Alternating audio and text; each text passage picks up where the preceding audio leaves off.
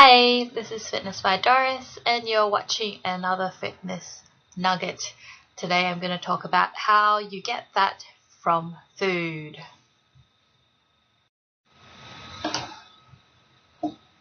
And just to refresh ourselves, here are some laws of energy. Energy cannot be created or destroyed.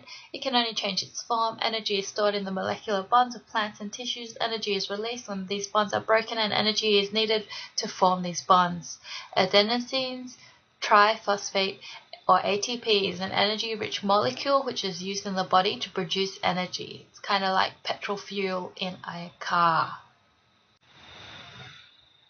So here you have a short infographic about where energy comes from. As you can see, it ultimately comes from the sun, comes down into the food that we eat. This is in the form of chemical energy. The chemical energy can be carbohydrates, fats, proteins, alcohols. These are what we call substrates or macronutrients.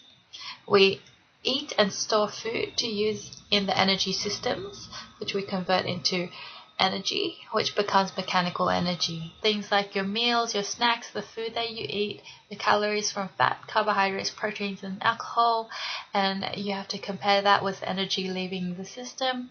So that can be in the form of the basal metabolic rate, which is your resting metabolic rate. Your activity that you do, your physical movements and whatnot, and thermogenesis, which is the breaking down of food in your system, as well as temperature, as in the temperature of your body. So let's go to the next one, which will be about fat storage. How do you store fat?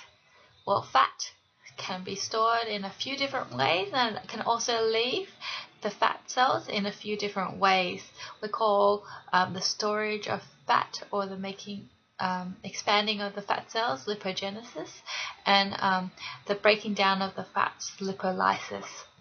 Now you can see from this diagram we have the capillary in red, which is a blood vessel in your body.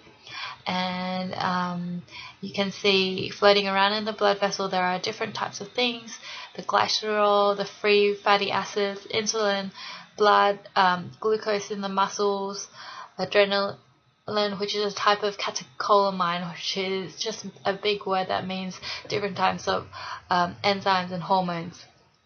So these are the things floating around your body which make up lipolysis and lipogenesis and help those things happen.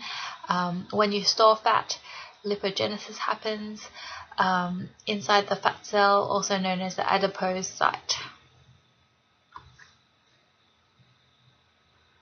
So basically all that excess energy is put in your blood in the form of that glycerol, the free fatty acids, the glucose, and what have you, and that's what it goes through the process of lipogenesis and gets stored in your fat. And that is how you get fat from your food.